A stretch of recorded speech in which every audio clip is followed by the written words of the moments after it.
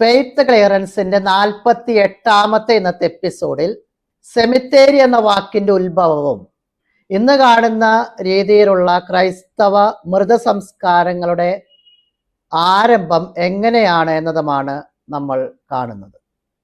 സെമിത്തേരി എന്ന് മലയാളത്തിലും സെമിട്രി എന്ന് ഇംഗ്ലീഷിലും സെമിത്തേരിയോ എന്ന് പോർത്തുഗീസിലും പറയപ്പെടുന്ന വാക്ക് ഗ്രീക്കിൽ നിന്നാണ് വരുന്നത്. അതിന് ഗ്രീക്കിൽ ഉപയോഗിക്കുന്ന പദം കൊയ്മത്തേരിയോൺ എന്നാണ്. കൊയ്മത്തേറിയോൺ എന്നാണ് സുറിയാനിയിൽ ഈ പദം ഉപയോഗിക്കുന്നത്. അതിന് ഉറങ്ങുന്ന സ്ഥലം എന്നാണ് അർത്ഥം. സെമിത്തേരി എന്ന പദം മലയാളത്തിൽ ഉപയോഗത്തിലായത് പോർത്തുഗീസ് ഭാഷയിലെ സെമിത്തേരിയോ എന്ന പദത്തിൻ്റെ ഉപയോഗം മൂലമാണ്. റോമിലെ അവിശ്വാസികൾ മൃതദേഹം ദഹിപ്പിക്കുകയാണ് ചെയ്തിരുന്നത്. എന്നാൽ ക്രിസ്ത്യാനികൾ മൃതശരീരം മറവ് ചെയ്തു പോന്നിരുന്നു. അതിന് ആന്തരികവും ബാഹ്യവുമായ കാരണങ്ങൾ ഉണ്ടായിരുന്നു. ഭൂമിയിൽ മറവ് ചെയ്തിരുന്നതിന് ഇന്തരാരെ എന്നാണ് പറഞ്ഞിരുന്നത്. ഇൻ ഉള്ളിൽ, തേറ ഭൂമി, അതാണ് ഭൂമിയിൽ മറവ് ചെയ്യുന്നതെന്ന് അർത്ഥമാക്കിയത്.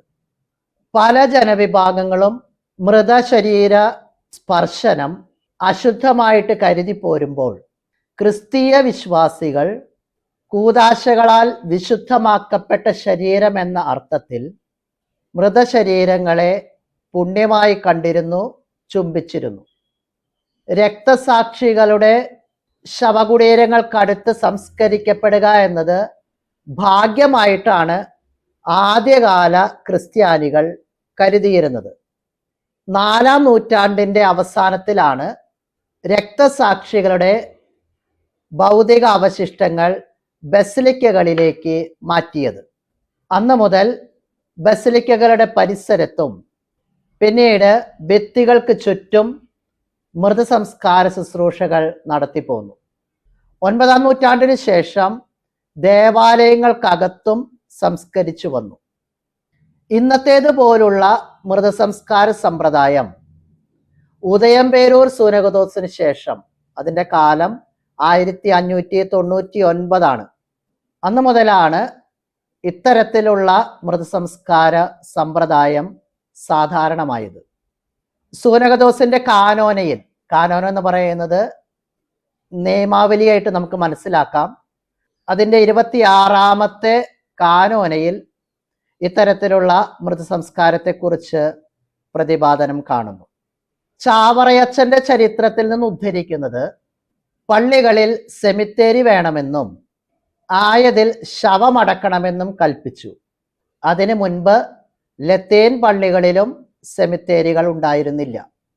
ഇന്നത്തെ രീതിയിലുള്ള മൃതസംസ്കാരവും അത് നടത്താനുള്ള കൽപ്പനയും അതിനുള്ള ക്രമവും റോസ് മെത്രാൻ 1606 എഴുതിയ നിയമാവലിയിൽ കാണുന്നുണ്ട്. ക്രൈസ്തവ കുടുംബങ്ങൾക്ക് സ്വന്തമായി സെമിത്തേരി ഉണ്ടായിരുന്നുവെന്ന് 16-ാം നൂറ്റാണ്ടിൽ വിദേശീയർ എഴുതിയിട്ടുണ്ട്. ഉദയംപേരൂർ സൂനകദോസിന് മുൻപ് ഇന്നത്തേതുപോലുള്ള സെമിത്തേരിയിൽ അടക്കണമെന്ന നിയമമോ ഉണ്ടായിരുന്നില്ല. കേരളത്തിൽ സെമിത്തേരി ഉണ്ടാക്കാൻ ഗവൺമെന്റിന്റെ അനുവാദം വാങ്ങണമെന്ന കൽപ്പന 1949 ജൂൺ 21 പ്രാബല്യത്തിൽ വന്നത്. പല കുടുംബങ്ങളുടെയും കുഴിമാടങ്ങളും കുരിശുകളും പിൽക്കാലത്ത് പള്ളികളായി തീർന്നു എന്നതാണ് ചരിത്രം.